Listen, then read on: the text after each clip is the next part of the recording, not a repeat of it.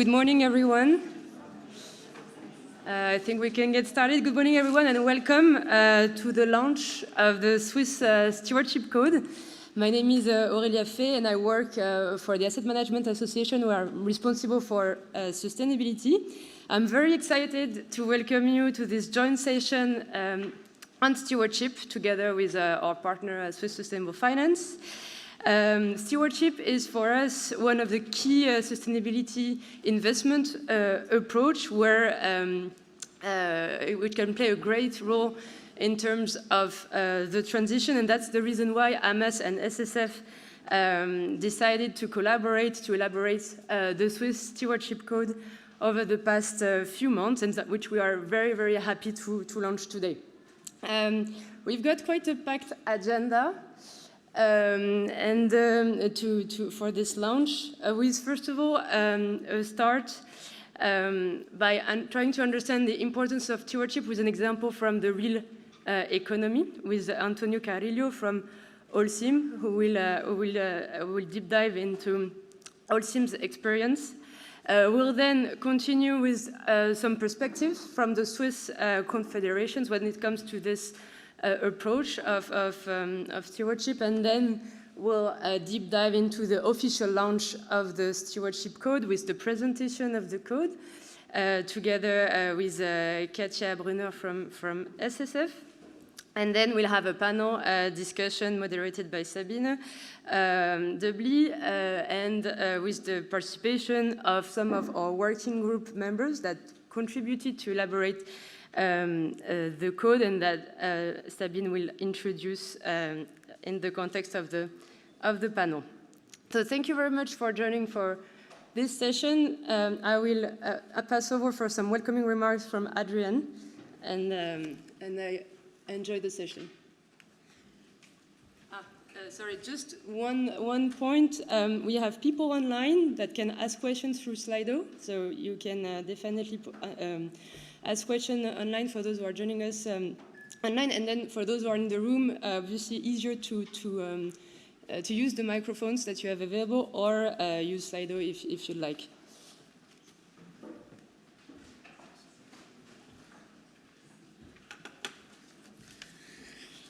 Thank you, Aurelio, and good morning, ladies and gentlemen, dear colleagues. This is a proud moment. Today we publish the Swiss Stewardship Code. And this is not just another standard, another recommendation. This is the Stewardship Code for Switzerland. And I can say this with a lot of confidence if I look at who contributed to this Stewardship Code. We had leading asset managers at the table. We had large, relevant asset owner pension funds at the table, leading service providers. In fact, we brought the whole ecosystem together to establish, to work out a stewardship code for Switzerland. And if I say we, then I mean both the Swiss Sustainable Finance and the Asset Management Association of Switzerland. I think for the third time we're here during Building Bridges to publish, to launch relevant developments for our industry. And this is not a coincidence. I am personally deeply convinced that if we, the industry, if we want to progress, if we want to move ahead, if we want to change the industry for the good, we have to work together. On a corporate level, among associations, and most importantly, on a personal level. And against this, I would like to sincerely thank both of you, Aurelia and Katia, for your leadership, for bringing everybody together to move this stewardship code over the finishing line. Without the two of you, we all wouldn't be here. But my gratitude, it goes further. I also like to express my sincere gratitude to the whole working group for their passionate, for their strong support over the last few months. And of course also to you, Sabine, for your guidance all along the way. Now, today we publish this Swiss Stewardship Code. And already in the days before, there have been a lot of questions, a lot of interests. Why is it not mandatory? Can I sign up as a signatory? Will this become part of the AMA's self-regulation? A lot of good questions, but for now, our priority is to roll out the Swiss Stewardship Code, to learn. Does it work? Is it effective? And for this, we need all of you, be it asset manager, asset owner, use it, use the code, apply it, live it, and tell us, give us feedback, because this code, it will evolve. In short, today is not the end. Today is the start of a long and very important journey for our industry. Thank you, and I hand over to you, Antonio.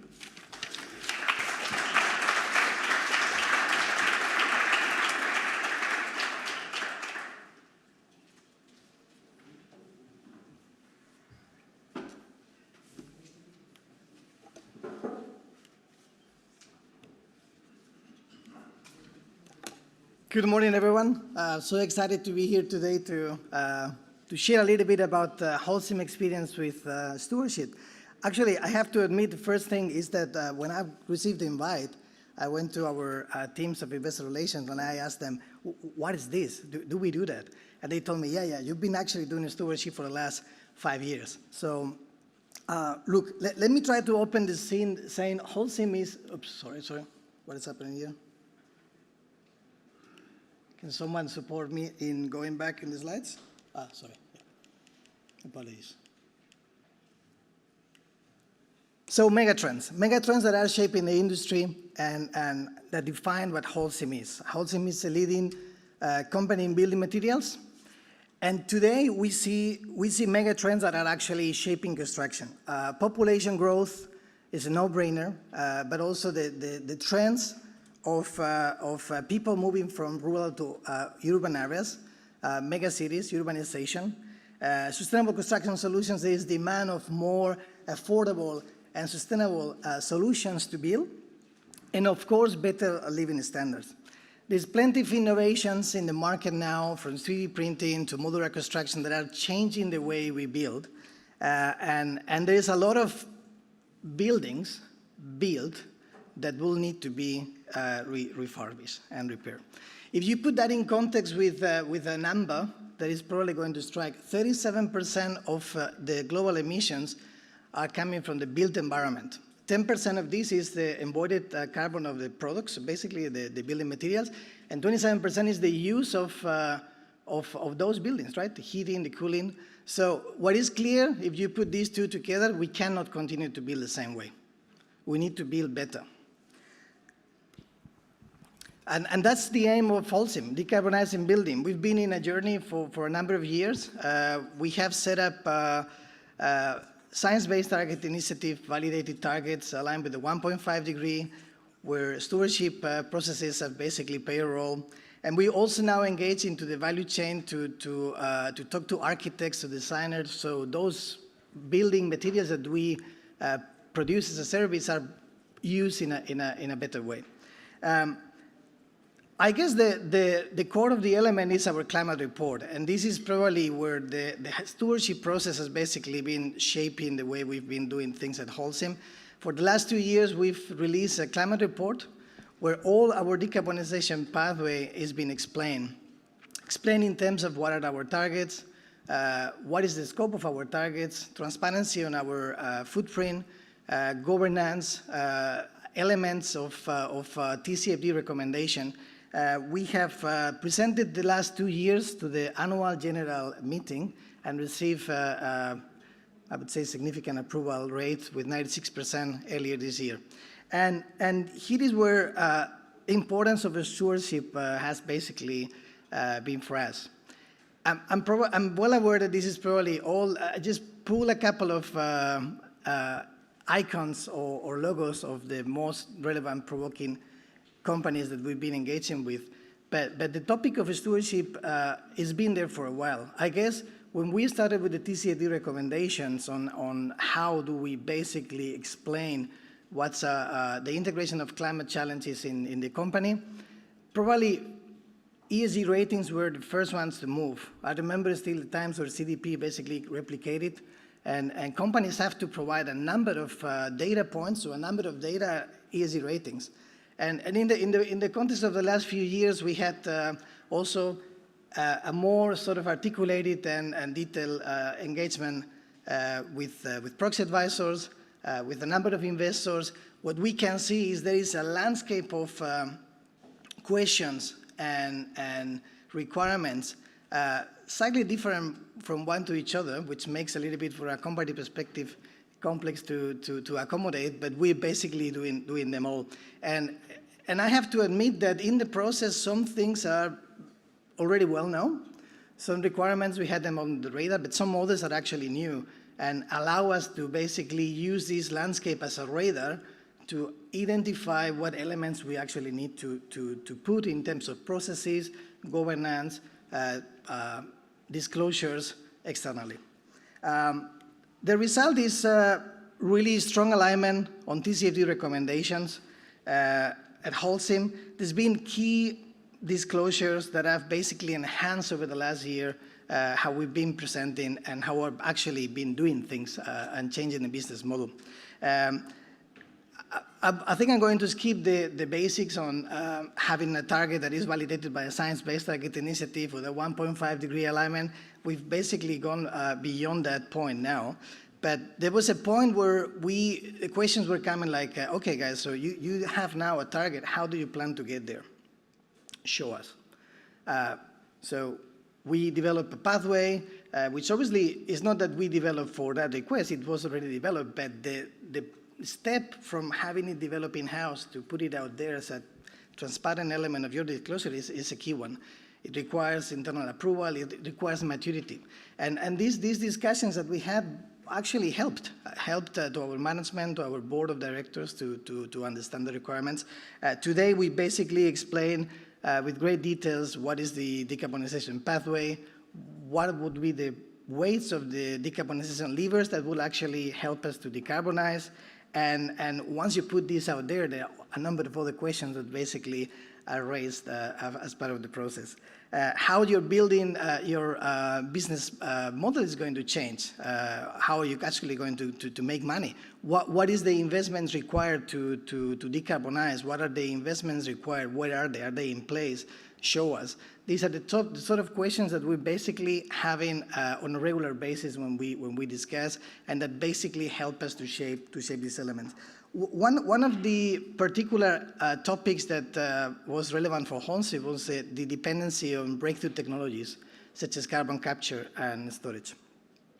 It's a no-brainer that Holcim roadmap is it's going to be dependent significantly on it, and one of the questions was, okay, what are you doing? This is a technology not proven. Can you show us? We basically start articulating on what was the projects that we have in place.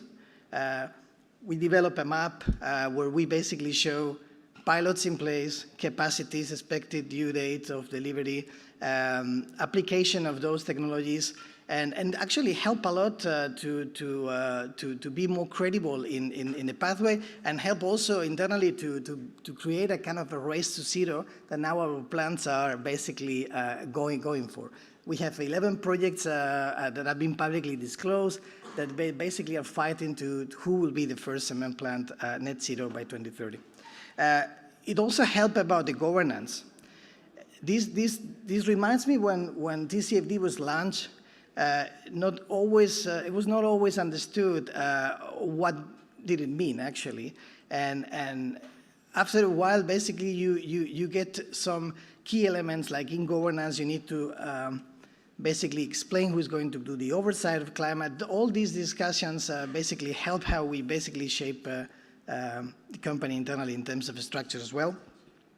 And I guess the most probably advanced in terms of those TCFD alignments and the discussion are the last two, the climate-related opportunities and risk, where we've basically done a number of jobs. I would even say before the stewardship came into place in terms of physical risk, we were the first company assessing water scarce areas, what's going to be the impact of climate change, not that much on mitigation, but on adaptation, and scenario analysis, which is probably most complex element not to do in-house, but to disclose, because you need to give away a number of information and insights that require a level of maturity that is not always ready when you start in the journey. So I think this is, as a nutshell, what I would say is the outcome of the engagement. We're now basically extremely happy to show. I was basically pointing out that concept of CCUS. I still remember 3 years ago, we were really, how to say, uncomfortable to put data outside on how we're basically progressing on this journey. But now it's clearly understood the level of transparency needed. It helped us to achieve 6 grants in the Innovation Fund of the projects I mentioned before. So it really shows and gives us confidence that we are doing the right things, and we'll continue to enhance this transparency on how this process and projects evolve in the next few years as part of this process. And last but not least is really the changes that this basically have happened in the governance.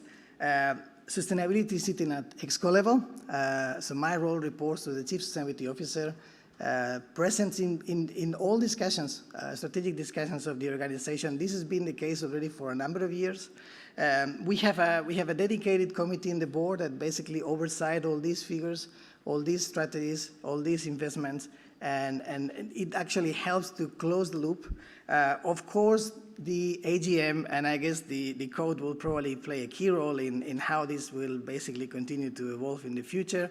Decided to do a yearly say on climate process, which was not the plan when we first launched the climate report in the first year, but we've basically found an extremely valuable process to engage in this ecosystem of financial institutions, to understand what we need to do to get the acceptance and to get to the next level.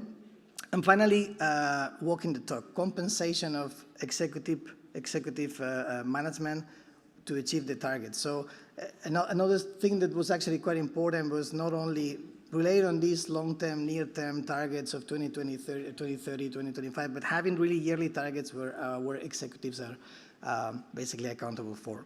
So go for it, stewardship. It's something that Holcim fully supports, and hopefully we can continue to make progress in decarbonizing building. Thank you very much.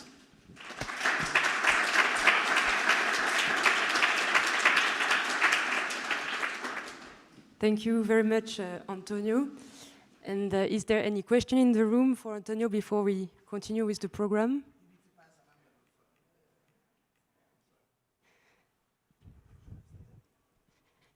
Sure. Any question in the room? I'm just going to check online if we've got anyone. No. So thank you. Thank you very much. We'll continue with the program by giving you a bit of a Swiss Confederation perspective from someone who wanted to join us today but couldn't make it. So we have a video from a message from Daniela Stoffel, so the State Secretary for International Finance, about the importance of stewardship and this approach for the Swiss Confederation. Dear ladies and gentlemen, dear Sabine, dear Adrian, welcome to Geneva. I will be with you in person at the closing event of Building Bridges on Thursday, and I'm very much looking forward to that. But today I'm addressing you on a topic that is important for the Federal Department of Finance itself and the Swiss government. I would therefore like to thank the organizers, the Asset Management Association and Swiss Sustainable Finance, for the opportunity to briefly present the position of the Swiss government here via video message. Just under a year ago, in December 2022, the Federal Council published a paper describing its actions aimed at keeping Switzerland in a pole position among the leading sustainable finance places. And one of these fields of action concerns stewardship strategies. Specifically, the Federal Council recommends that financial institutions and pension institutions create transparency on their websites. The institutions should show how their engagement strategy and their exercise of share voting rights is compatible with their voluntarily supported sustainability goals, namely the 2050 net zero target. I'm very pleased that the industry now wants to implement these recommendations with a Swiss Stewardship Code. At today's event, as part of the Building Bridges conference, this code will be presented and discussed, and therefore also made known to an international audience. By actively exercising investor voting rights and engaging in dialogue with companies in the investment portfolio, institutional investors such as insurers, pension funds, and asset managers can make an important contribution to sustainability goals. For example, they can advocate for companies to have science-based and externally verified plans for transitioning to net zero by 2050. Or they can use a clearly defined escalation process to bring about changes in the management structures of companies, or exclude companies that are unwilling to make adjustments. This provides considerable leverage for insurers and pension funds in particular. They have highly diversified investment portfolios and a long investment horizon, which allows them to support the transition to a climate-neutral economy aligned with international biodiversity goals and thereby also reduce financial risks. Engagement with portfolio companies is often most promising when it is coordinated with other investors and in accordance with international best practices. The coordination platform of the Principles for Responsible Investment Network, the Climate Action 100+, and the Institutional Investors Group on Climate Change are good international examples of coordinated engagement initiatives. In addition to national organizations and providers, they are also supported by numerous Swiss pension funds, insurance companies, and asset managers. This international linkage with national actors is important, especially in the area of sustainable finance.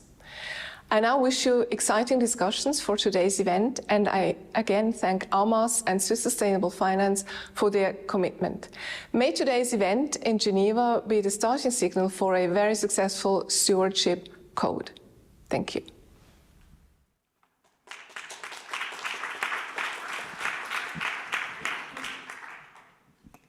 Thank you. We are now coming to the official launch of the code. And for that, I'd like to ask my colleague Katia to join so that we present together the content of the Swiss Stewardship Code. Thank you very much, Aurelia. A warm welcome also from my side. It is great to have you here to join us for the launch of the Swiss Stewardship Code. And I must also say it's also great to have so many members of our joint work group here in the room. As you already heard, during the 8 last months, we worked a lot on that topic. And personally, I must say, I was impressed by the expertise of our work group. And I also would like to thank you for your willingness to share your know-how with us. Why is stewardship important? Well, in a nutshell, from a company perspective, it helps to increase long-term risk-adjusted rate of returns and therefore also stands for sustainable value creation. From an investor perspective, stewardship protects and enhances long-term value. We will hear more about the importance of stewardship in our panel discussion later. Now, it is a fact that in Switzerland, engagement and voting are not broadly adopted and are implemented in many different forms. And with this code, we would like to give guidance for more stewardship across the investment industry and to offer a framework that leads to better comparability.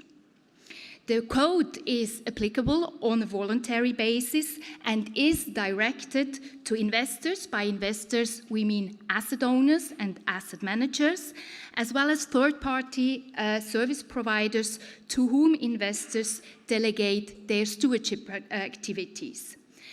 Please also note that the foundation of our work was the ICGN Global Stewardship Principles and the UK Stewardship Code.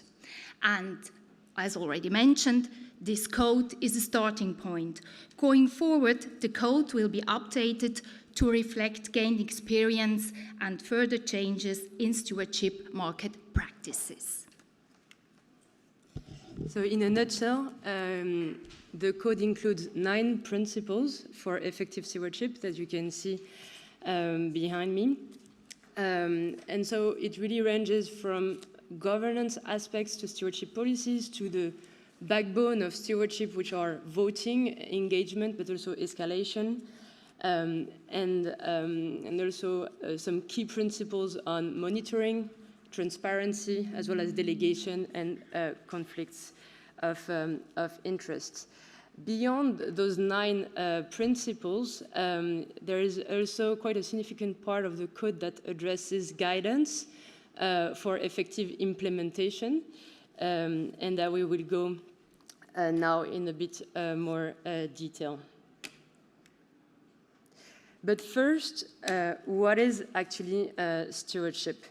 And so we had a lot of discussion. Obviously, all the principles that we are discussing, and as Katja mentioned, are also aligned in a large extent to international standards. But when it comes to a definition of stewardship for Switzerland, we came up with the definition that stewardship is really much of a responsible investment approach by which investors collaborate and interact with investee entities, so companies, but also more globally entities, to generate long-term financial, environmental, and societal value to reach positive and long-term sustainable outcomes.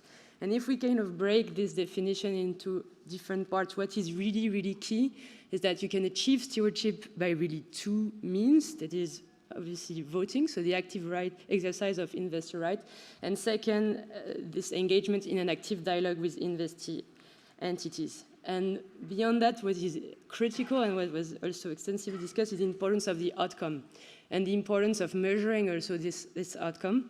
And this outcome includes obviously this long-term financial, environmental, and societal value that needs to be measured when it comes to looking at the positive and long-term sustainable outcomes. Obviously, the concept of materiality when it comes to engagement and stewardship is really key, and that is also included in the definition of the code. Well, before we deep dive a little bit more into the recommendations, it is important to understand that the effective implementation of stewardship activities requires an ongoing and constructive collaboration and dialogue between all parties. At the top, we have the asset owners. They invest capital in the interests of their beneficiaries. Well, in practice, asset owners often delegate stewardship activities to asset managers and or service providers. And asset managers often do the same. They delegate stewardship to service providers. So in this context, it is crucial that the contracts between the parties specify the objectives and the extent of the delegated stewardship activities to ensure that these activities are undertaken in the best interests of the delegating party.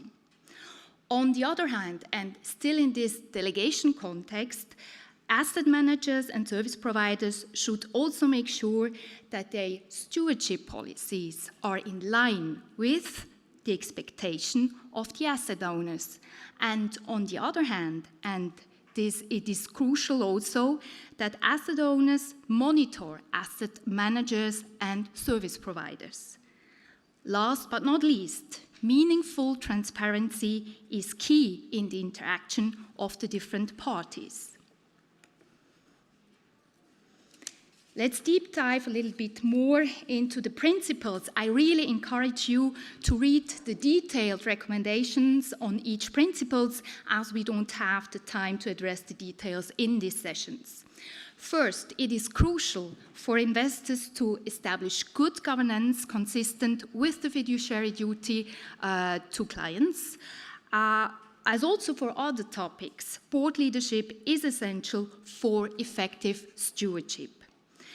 Another key element is the development of effective stewardship policies, which consider all the principles set out by the code, and it is also important that the policies are communicated to invested companies, and at least the summary should be publicly disclosed on the website.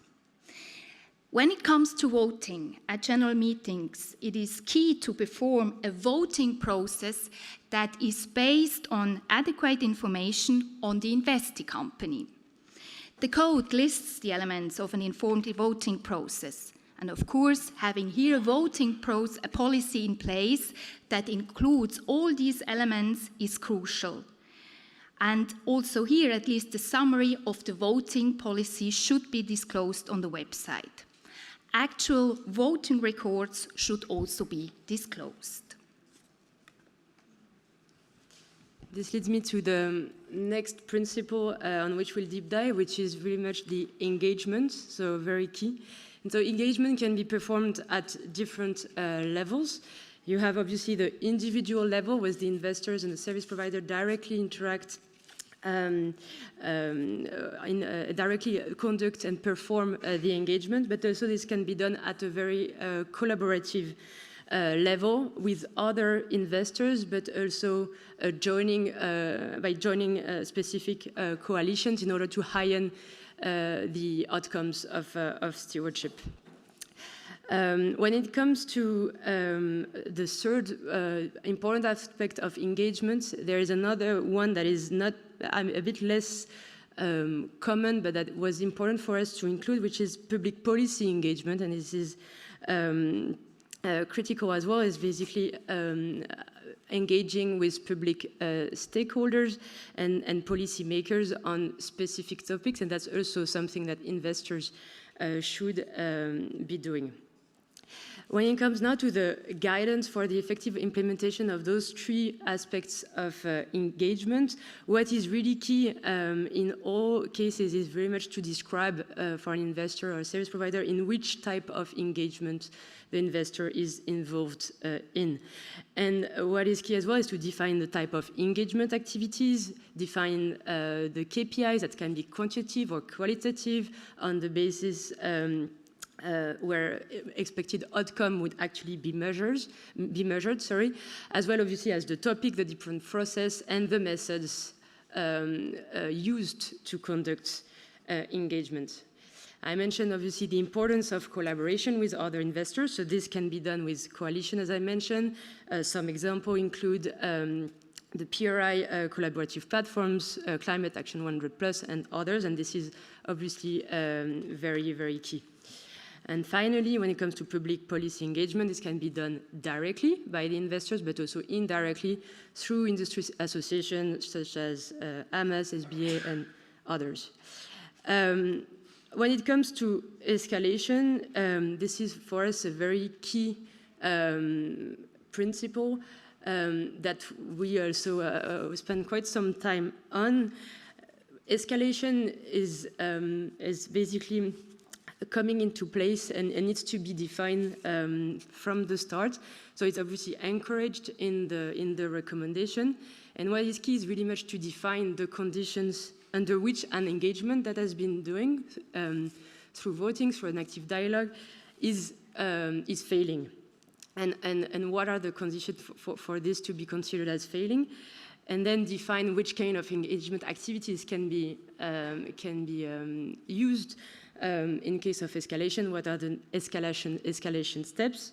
There are a lot of different examples that we have also in the code, from voting, but also from voicing concern at an AGM, all the way to obviously exclusion from a portfolio and divestment. So that was a key element of the code. Another one that I will briefly mention is really the importance of monitoring according to those principles, and regularly and do this on a regular basis. Let's get to the three last principles. The principle of delegation I already mentioned, and I referred on what I said before. Conflicts of interest is another key element. Of course, these should be disclosed along with the remedies to mitigate them. And last but not least, investors and service providers should disclose and publicly report their stewardship policies and activities to their clients and beneficiaries in a way that demonstrate effective fulfillment of their duties.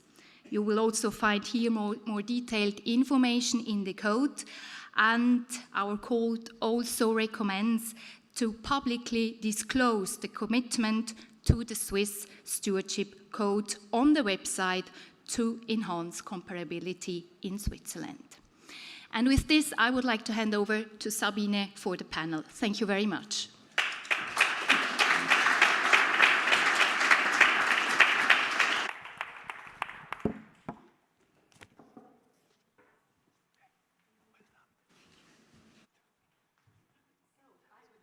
Immediately ask the panelists to the stage, and this is the second event today where we are early and not late in terms of timing. So we really have enough time to dive a bit deeper now. And here on stage, it's Ulla Enne from Nest joining me. We have Matthias Nahr from Ethos, and we have Matteo Passero from UBS. So please join me in welcoming them on stage.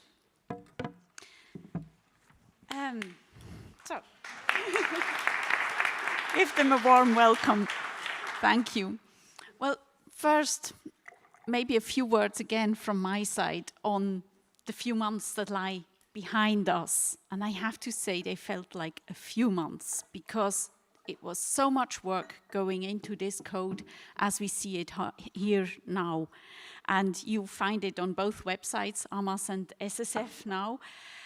The work was done by the project leaders and by, of course, the working group. And I think we can say we're really proud that we managed to put together a working group that contained all key stakeholders, asset owners, represented here on the panel by Ulla, asset managers, represented by Matteo, and service providers that somewhere, we saw it in this chart, stand in between the two, sometimes at the end, sometimes serving directly asset owners, sometimes asset managers.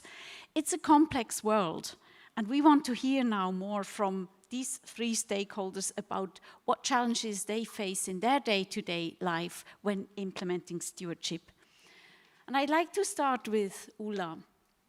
Nest, probably all familiar with Nest as they really have been a pioneer in sustainable investing for over 20 years, right? 40, we have the 40, sorry for even getting that wrong. So in sustainable investing, and I know that stewardship also plays a role for you in achieving sustainability goals, but I'd like to hear from you, how does this code support you in doing even better stewardship? And maybe also, what have been the challenges so far for you? Yes, thank you, Sabine, for the question. Well, Nest started the journey in sustainable investing 40 years ago when we were founded. And back then, when we looked at how do we implement this, we chose the selection approach. So to define selection criteria when we look at which investments are sustainable and investable or not. But obviously, during the past years, so much has been going on. There are different approaches to implement sustainability in the investment activities. And yes, and stewardship and active ownership has gained importance. So we combine actually these two approaches. And when we a few years ago formalized our approach, we wrote down in our sustainability concept that we use selection and active ownership, and we combine these approaches because we think it's really important to combine them also. And yeah, but when talking about the code, how it helps, yeah, actually now, like many other investors, has been active in this area for a while now, and now I think it comes to assessment and also reporting and formalizing it. So we see the code that it can help us, I hope, in internal discussions and in external with all the different stakeholders that are active in this ecosystem to drive on with these questions and to implement it. So basically a practical tool for formalizing and institutionalizing the stewardship approach. So definitely a tool that will even help experienced investors, experienced sustainable investors. I'd like to switch to the asset manager perspective, and before doing this, I would like to encourage you to already bring your questions onto Slido. I can weave them into the debate as we're going along. Matteo, you manage assets on behalf of asset owners. Do you see it as part of your fiduciary duty to use stewardship for better investment results? Yeah, I mean, absolutely. UBS has been doing this for decades, probably since before I was born. So we clearly see it as very valuable to make better informed investment decisions. I mean, we've been exercising our voting rights for a very long time. We've been engaging selectively with companies, again, for a very, very long time. But I think what happened in the past few years is that the magnitude of stewardship and engagement activities has exploded. Now everybody's talking about it. So, you know, we've been doing this since before the words engagements and stewardship were famous, but now they are famous. And I think, you know, when everybody tries to do something, you know, their own way, you know, best practices start to emerge, and then everybody wants to follow best practice. And if you don't follow best practice, you're kind of penalized. So everybody wants to do it right. And I think what this code does is to provide like clear guidance to exactly like make stewardship right, like doing it right for all actors in the value chain. So definitely, we definitely see it as valuable. It gives us much better insights into companies. It makes us, you know, valuable and impactful through our voting rights. And now we also have a code that exactly codifies how we should do it. So I think this is really positive. I think I follow up with a question from the room, from Sarah, who actually goes in a similar direction. She asks, well, often you don't have an official delegation from an asset owner to exercise stewardship rights. Should you do it anyways? Should you be an active investor, even though some asset owners do not ask you to do so? Look, at the end of the day, some investors give us clear voting mandates. Some investors don't want to retain their voting mandates, and that's perfectly fine. But in terms of active ownership, I mean, when we engage with companies, we engage on behalf of all the UBS holdings. We don't go to companies and say, yes, we're engaging on behalf of these 3 portfolios, but not the others. Because at the end of the day, whenever we speak to companies management or the board of directors, it gives us better, you know, it gives us an insight onto how the company is run, who is running the company, and then we integrate that into our decision making for investment purposes. And it's just impossible to separate, you know, a portfolio for where we have an active mandate or an active ownership mandate, or somewhere where we don't. I mean, the PMs and us, we just speak to the company and we base our decision making based on that. So now over to Matthias. I mean, we all know Ethos has been a pioneer as well in engaging with companies in Switzerland, first with Swiss companies only, now internationally too. You have implemented also for your funds voting, not just engagement, and you've done this on behalf of investors for decades. Where do you see the main benefit of active ownership? Yes, thank you very much, Sabine. Also, thank you very much for the invitation to be on the panel. And just before I come back to this question, one very quick remark related to Matteo's comments and also the question from the audience on the how can asset managers implement the wish of the asset owners. I think on engagement, that's indeed the case. It's sometimes difficult to split amongst the investee, the ultimate beneficial owners. But I think on voting, this is now increasingly possible. There's a concept which is called split voting. So with split voting, actually, even if you're in a pooled fund as an asset owner, you can make yourself heard with this. And this is advancing. Technology is coming in. So I think this will be addressed as well. Just a little side note for the governance nerds in the audience. What are the benefits? I think the benefits, as we see it, and we're of course a little bit biased because we're clearly an asset owner house.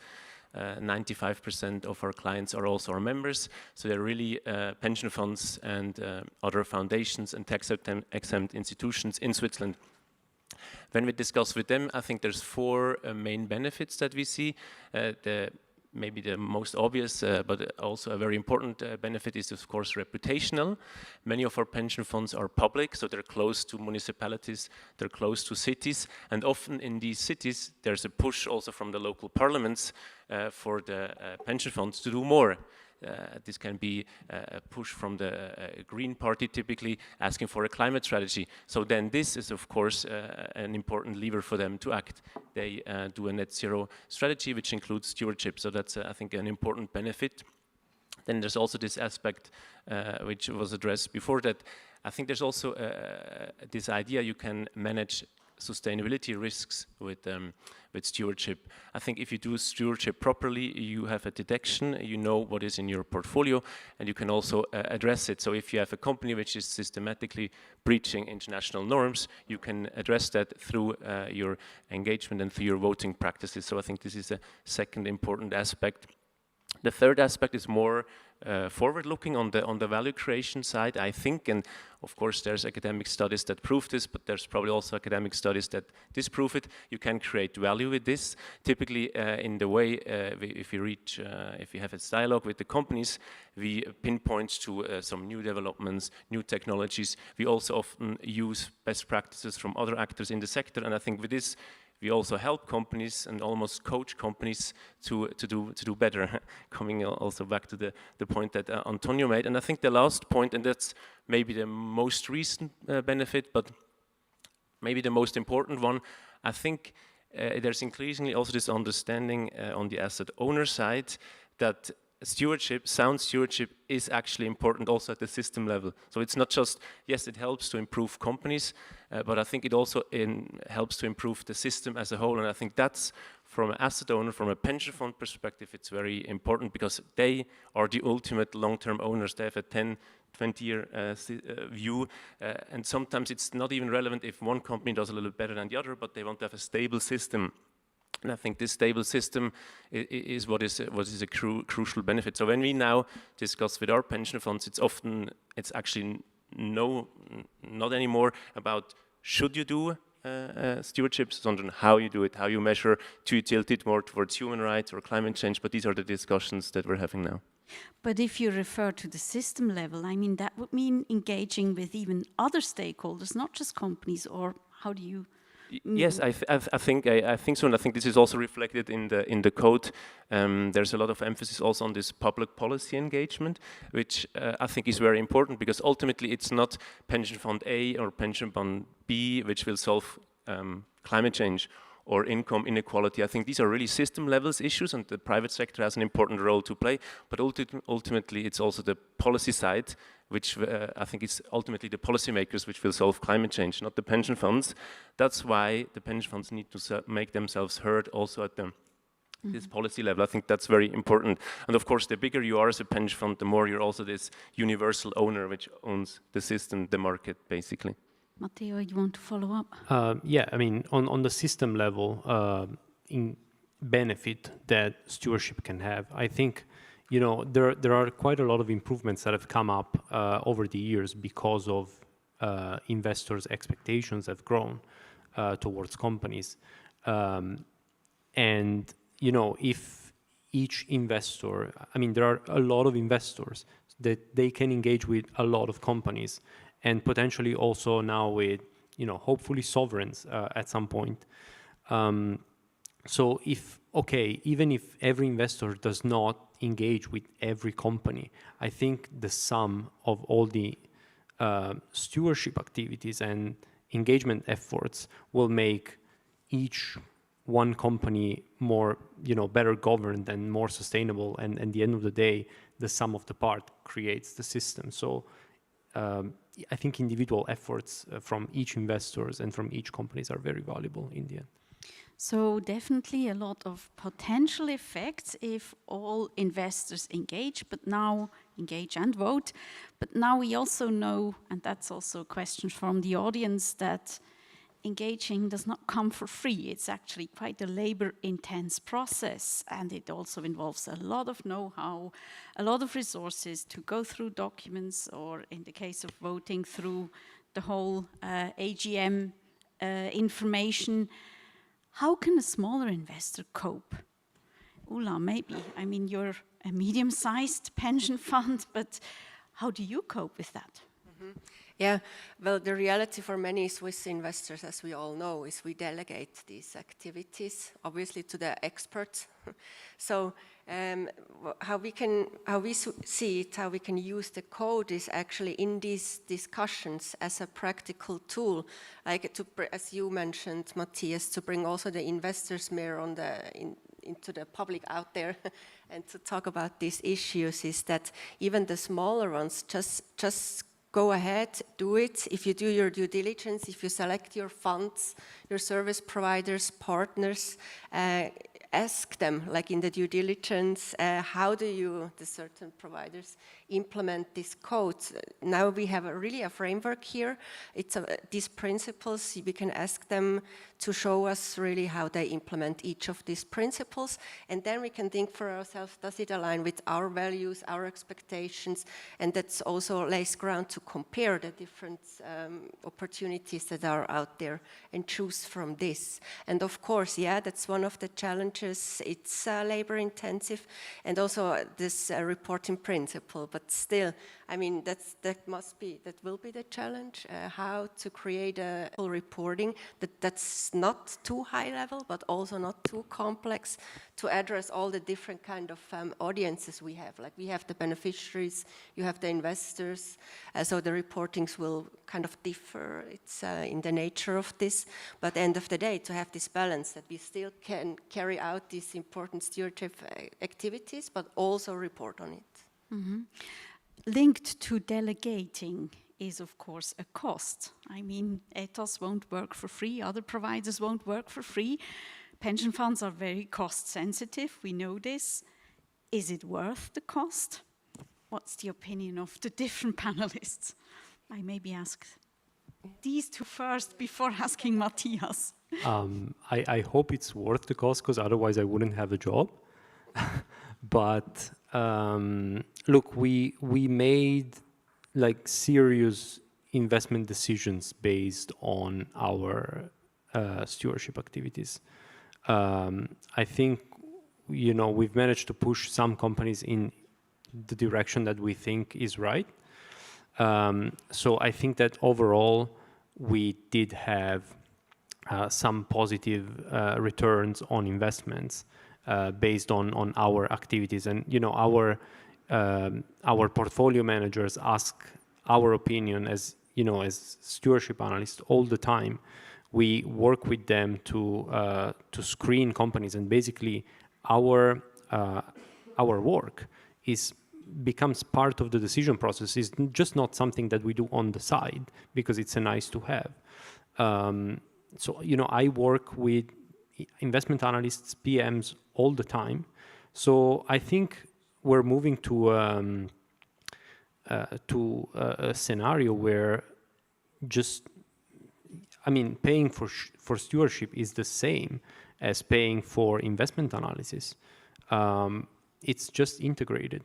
So within the way helps you to be a better investor. Yes, absolutely. And you see this, Ulla, from a pension fund perspective, yeah, as you're often under pressure with regards to costs. Yes, exactly. Of course, we are cost sensitive, but just to put it shortly, if you look at the total expense ratio of a pension fund, like we have to calculate it in the annual report every year and show this up, like the costs of stewardship and also other sustainability activities, they're not so big. I mean, the biggest part of our costs in managing the assets does not come from there, but from other areas like private markets, investments, and so on. So it's manageable, and of course we look at this carefully every year, and we have to report in our organization. And yeah, it's doable. Yeah. Maybe just to Matthias, do you ever struggle selling your services with this cost argument?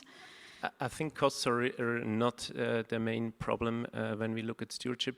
I can discuss quickly about our pricing model as well, but I think the important part is what are the options. So if you don't do it, you don't use stewardship, you have, as we all know, the principal agent problems, which are just so intrinsic also in the current economic model that we have. So I think if asset owners just decide not to do it, I think there's just huge risks which are really not proportional, but more than. It's just. I think the option of not doing anything, of not taking your ownership rights, of not checking on the companies, of just letting the senior executives running free. I think that's just not a good way. And then I think the second point indeed is the pricing.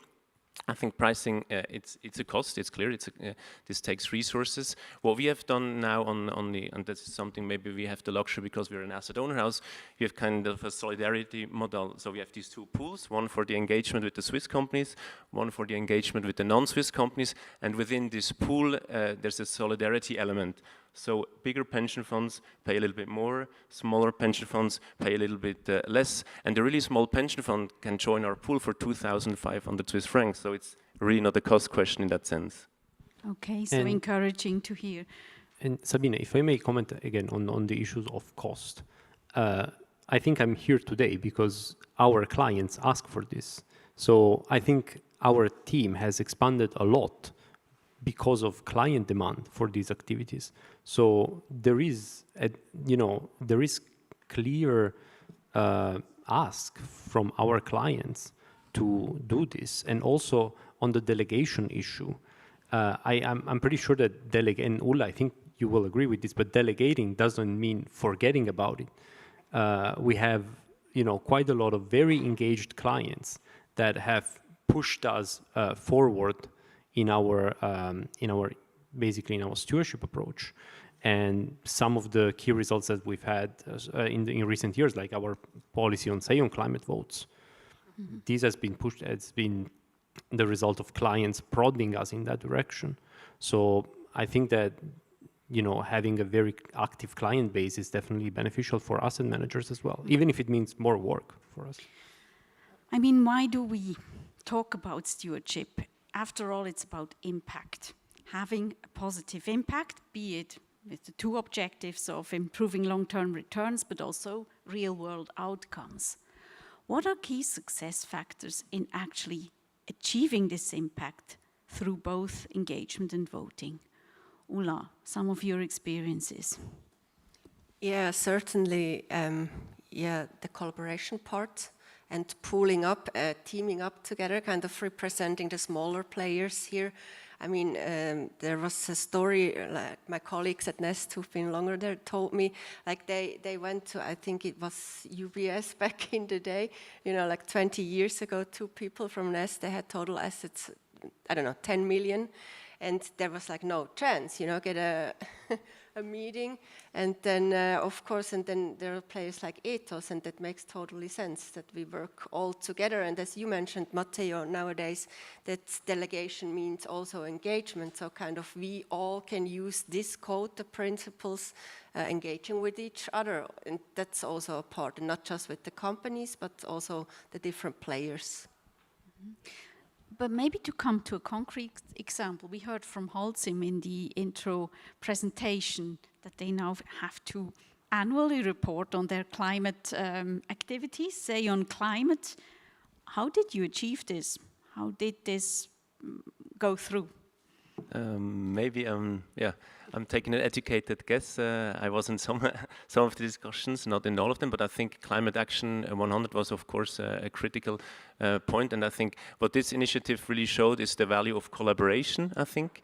At one point, I think almost a third or 40% of all the global AUMs were behind this initiative. Unfortunately, then we had some US asset managers leaving, but still I think it's an important initiative, and it showed that collaboration does make a lot of sense. You pool resources, you pool expertise, and I think what you also do with this collaborative engagements, you create one single message, because I think it cannot be the idea that you have 100 investors that come to Holcim, each one with a little bit of different message. And I think Climate Action 100 did a very good job in focusing the asks on just three topics. And then I think it's important to put together groups that work. So when you have these lead investors that do the heavy lifting in these initiatives, and maybe you can complement on that, there's now this idea of going local, vocal, and big. To have some, often they try to have in these groups local investors, which know the context. Then they also try to have vocal investors, which are not afraid typically to go to AGM, to speak up, or to even file a resolution. And then the big ones, which just put the money behind the initiative, to show the company that this is worth it. And I think this is how you trigger then change at a big company like Holcim.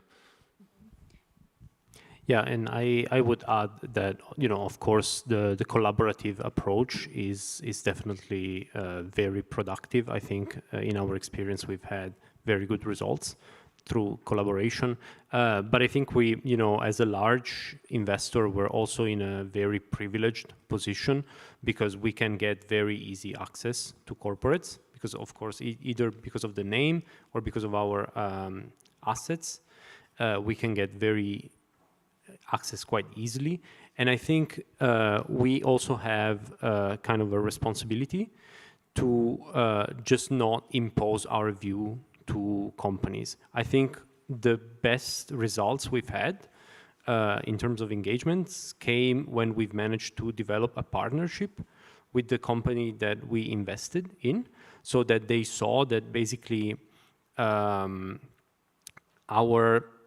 benefit would be their benefit as well, so that our interests were fully aligned. And I think that's when you manage to build that relationship, I think you're much more likely to achieve results than just confrontation. But in a way, that goes a bit against one of the principles that we also integrated in the code, named escalation. Mm-hmm. What's the role of escalation, and how can you use escalation methods without then sort of destroying some of the trust you just mentioned? Ulla, in your case, as you often delegate, how do you escalate? Do you actually sell a stock when a certain limit is overstepped? Yeah, our position is a bit different because we started the other way around. We kind of never invest. Yeah, we first divested, or let's say did not invest in certain areas, and because our investment universe is very narrow, so we come kind of the other way around. So engagement is also used that the companies we are invested in stay the way they are, kind of, and and the others kind of develop in a more sustainable way to become investable for us. But I think divestment it's very important to have an escalation strategy, although you mentioned the partnership and so on, that's very important, but there are two sides, no? I mean, for engagement to really be effective and credible, I mean, there must be some escalation strategy at the end, definitely. Yeah, I think this is actually one of the interesting points that I hope this code will achieve, that the actors have to be a little bit more clear and more transparent on their escalation strategy, and then I think you can choose, and I think not everyone will do the same. I can perfectly imagine that UBS takes maybe a little bit a friendlier approach, and then you have an actor like Ethos, which is maybe a little bit more pushy if it has to be. And I think that's fine because there's a need in the market for different approaches. And just to have transparency, typically also on the voting in the code, we have the transparency on the voting records. I think that's very, very important. It's a little bit overlooked, but just checking all these voting track records, you can already get a very good signal where does an asset manager stand and how they just voted. And you've probably also seen the news flow that only 2-3 years ago, we had a lot of support for climate-related resolutions in the US. Now we don't. The approval rates drop considerably, and that's because some of the large asset managers switched gear, or you could say they lost a little bit their ambition. And I think these signals we need a lot clearer, and they need to be digested by the market, and then everyone will find a solution that works for him or her. May I just follow up? Maybe you can wrap that into your answer, Matteo, with a question from the audience. I mean, we now speak about escalation in the form of divestment. What about passive investors? Large shares of institutional money in Switzerland is passive, and there you don't have this lever of divesting. What does that mean for an escalation strategy? I mean, sometimes we have exclusions that can feed into passive mandates as well. So, you know, those exclusions would be complete. But, I mean, yes, generally it's more difficult to divest from a passive mandate unless you have an exclusion. But I think, you know, the industry is moving towards products that can actually do that. But to answer on the escalation point, I don't think that partnership and escalation are opposite to each other. I think they go together, and I think that having an escalation policy and an escalation strategy that is public, as Ulla mentioned, gives you a better leverage with companies. And actually, you know, we've had one case very recently where we identified a company that was a clear laggard in terms of their sustainability practices. And we told them, look, this is not acceptable. We're going to vote against one of the members of your board. And we did. But then, after the AGM, and actually they improved their sustainability disclosures a lot and their sustainability plans by a significant margin.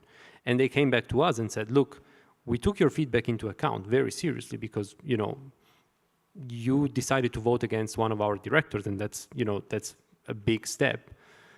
So we realized that this was very important for you, and we acted upon it. So I think the two go hand in hand. And of course, when the partnership, more friendly approach fails, then you need to have some sort of escalation. But I don't think they're opposite to each other. I'd like to be a bit provocative now. I mean, I looked at the 5-year report of Climate Action 100 Plus, and they had nice statistics in there showing in which areas was the engagement with these 160 companies successful. It was mainly on the governance, and it was on reporting, transparency. But when you look at CapEx, the rates were really low. And that's, by the way, a conclusion of academics. It's easy to engage when it doesn't hurt to implement what you ask companies to do. Once it gets really to the core business activities, how do you manage to get companies change and really go onto a transition path? I think that's then where it becomes a really very much a qualitative process. You really have to dig into the strategy. You have to find out, is this company serious or not? And I think that's an interesting discussion we're often having with cement companies and steel companies, because all of them say, yes, we will be net zero by 2050, but all their decarbonization curves goes like this. So business as usual until 2035, and then we will have carbon capture and storage, and we will get it.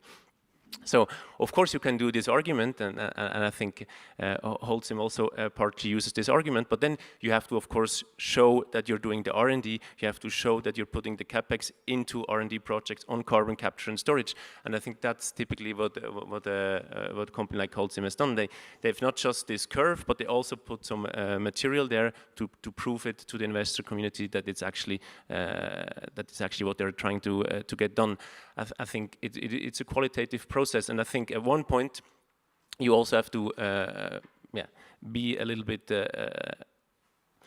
It goes back to being a little bit more pushy, because and it goes also back to the question that we had from the audience on the passive, because what we've tried to do also with we filed a resolution for improved climate disclosure with Glencore, and I think with Glencore it was interesting because we as Ethos, we don't have shares, they're excluded for different reasons, but we tried to ask some of the pension funds to help us, and we found four pension funds which had passive mandates, and they still like Glencore, and they helped us to get this resolution filed, and we achieved 30%.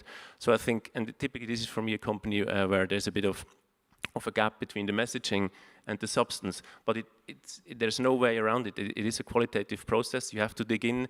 I think there's no one-size-fits-all solution to get but the focus on CapEx, it's crucial.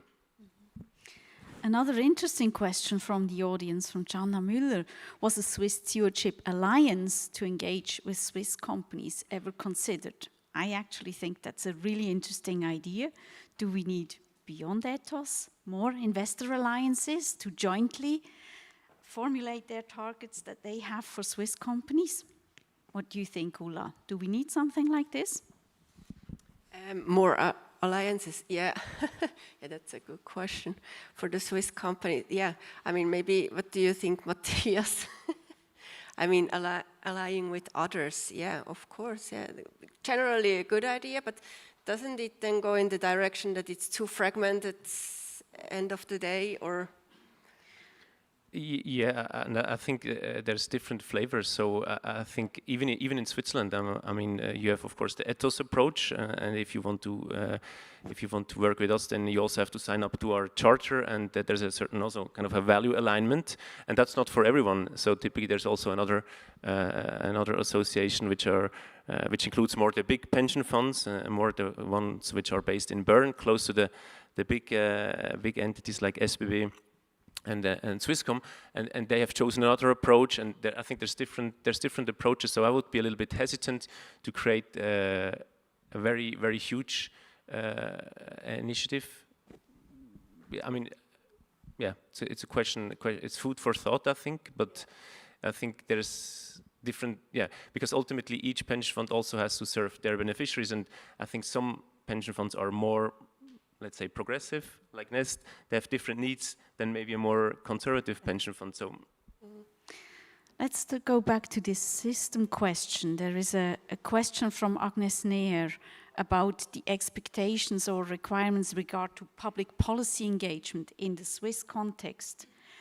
Where do you see the lever for investors here in the Swiss context? Where would you see your role, and what do you think it takes to actually claim that you do public policy engagement?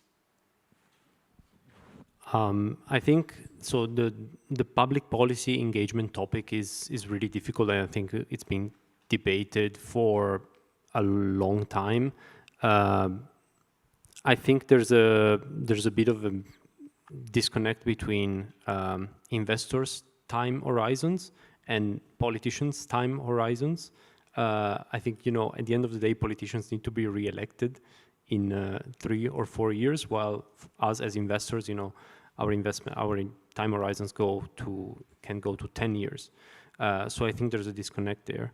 And in terms of, becoming more sustainable can mean hard choices today to get the benefits of it in 10 years or in 20 years' time. So I think from an electoral point of view, that's very difficult. But I think that what investors can do is, pushing politicians in the right way and basically throw their weight behind their asks. I mean, at the end of the day, in Switzerland, the financial industry is very heavy. It's very powerful. It's a big part of the economy. So. I don't think it can be ignored by politicians. So maybe from our perspective, it's probably a little bit easier because it's known what ethos stands for and what we want to achieve. So we are usually quite active in the dialogue. So if there's a policy debate around the topic, which we're also pushing in our engagement dialogues, like human rights due diligence, or in climate disclosure, having scope 3 and having it third-party audited. And if the regulator is thinking about these topics, then we always take part in the consultations. I think that's just, it makes sense because the other actors, the civil society or the industry, they're also taking part in these processes, be it in Bern or in Brussels. So for us, it's just a core part of our stewardship approach. I'd like to switch a bit to the reporting question because that's also an important element of the code, provide more transparency. And by the way, that was also one of the requirements of the Federal Council report, really provide transparency on engagement and voting activities. How can you do this efficiently without even increasing costs further? And also, it's not just about costs. Who wants to read 100 pages of an engagement report? How do you condense such information? Ulla, how do you go about? Yeah, maybe we need the smaller ones, smaller investors need just to take a pragmatic approach to this. just do it, kind of start it somehow. And then really that's what we've been debating and discussing with the other investors is exactly this point, how to keep it meaningful. And but I also think many of this can be delegated, but of course not all of it, because it's our report to our stakeholders, but we have the partners here. I mean, you have the reports on it and then kind of consolidate it, but as we see it, it can be done easily also without having 100 pages. I mean, just start somewhere and then you can increase it over time. Yes, it's work in progress. So I agree that also our reporting, the yearly report that we send the tool, it's too long. It's about 120 pages. It's a phone book, and it's maybe not very digestible. So we're also working on having shorter version, more condensed version. That will also be public, so not just the confidential longer reporting. And I think also technology will help us.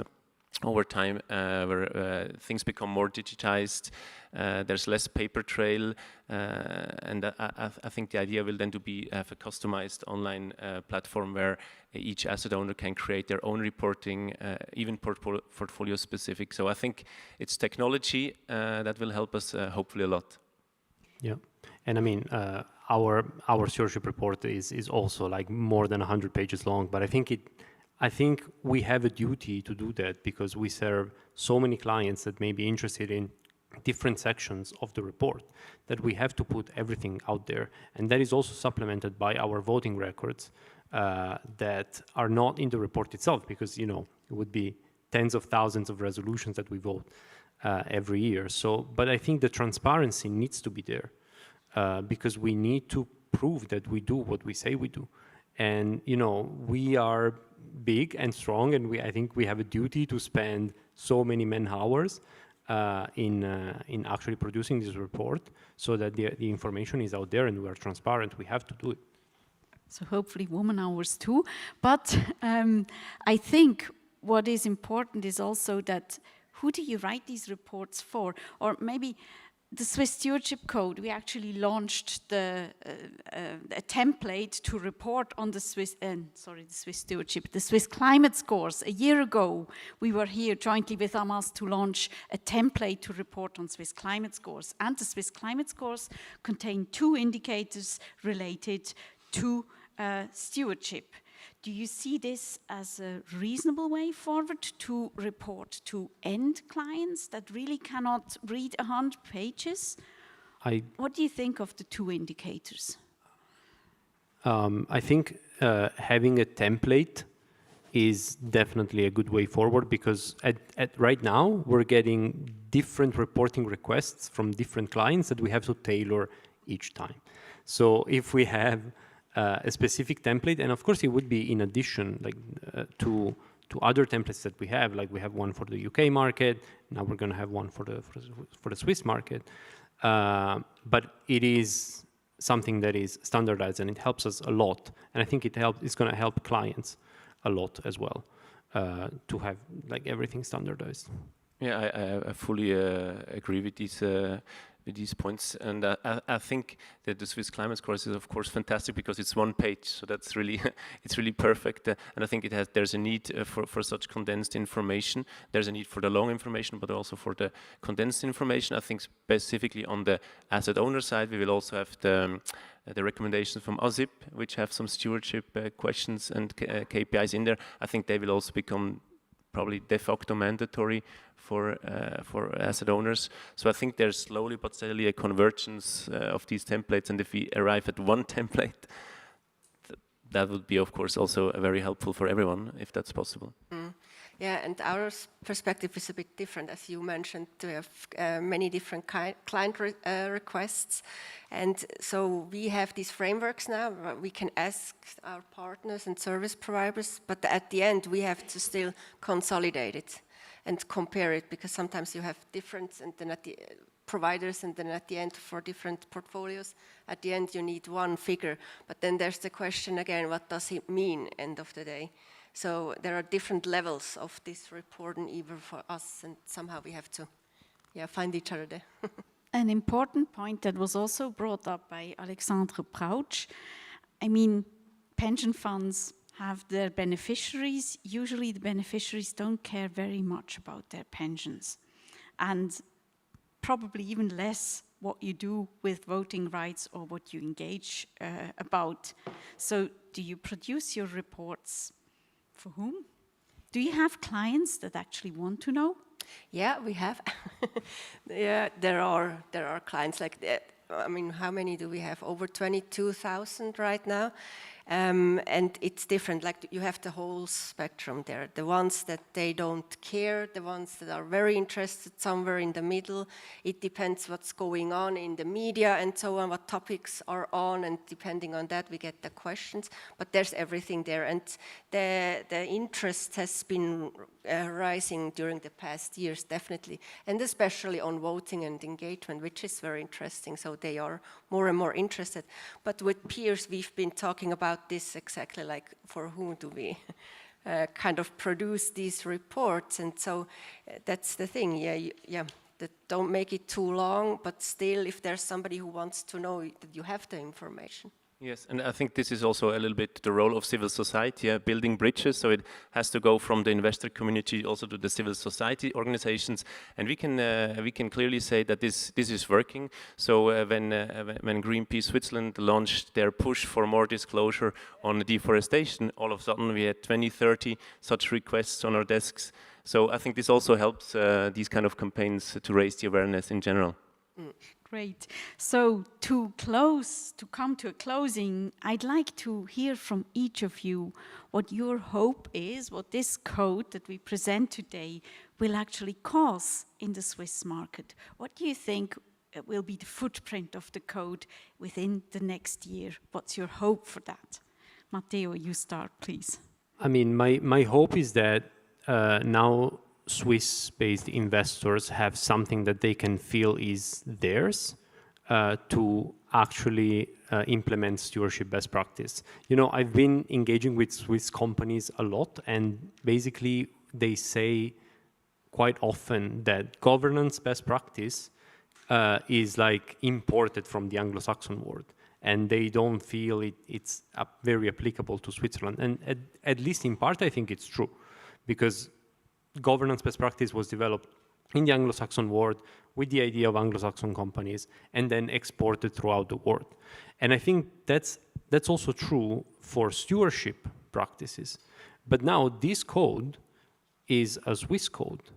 It's been developed by Swiss-based investors with the mindset of Swiss-based investors. So I think it is tailored. It works for Switzerland. So it's not just something that is imported. So my message would be, please implement it. It's been designed for you.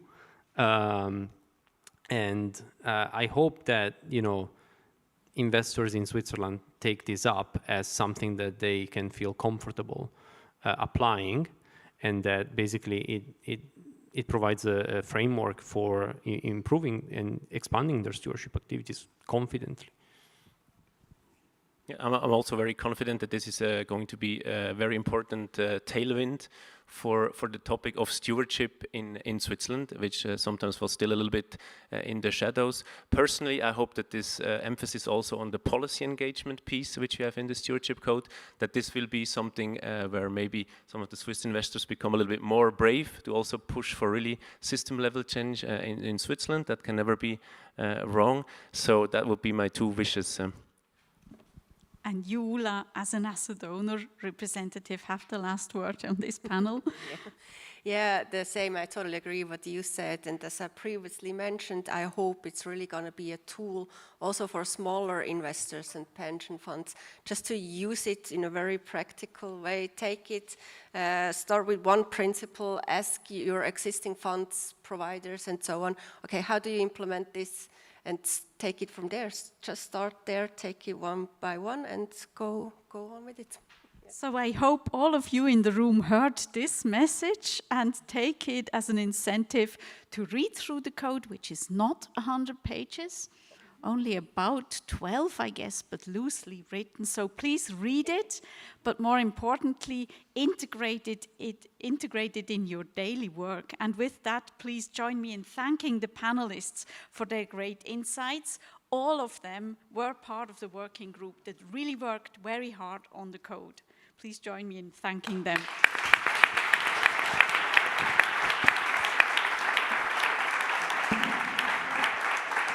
I don't want to make it much longer, maybe just one closing note.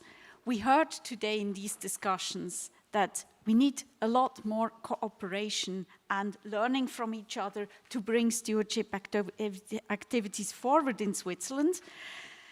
I think, why do we do this? Well, all of us are challenged by different stakeholders to create more impact in two ways, and we again have to address this double materiality. It is about creating long-term investor value, but it is equally about creating this impact, and I guess that's why we're here in Geneva during these 4 days building bridges.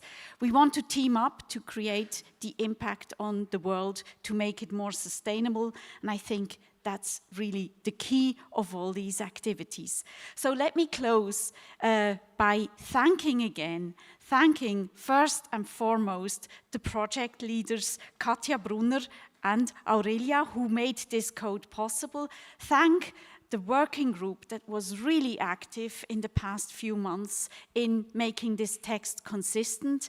And I'd like to thank all of you for having been here today and stayed with us for 1.5 hours to learn more about this code. I left out a few questions that were about the future. What will you do with it? What will happen now? Well, I'm sure you will read from us again in how we try to help you all in implementing the code. So thanks for having been with us.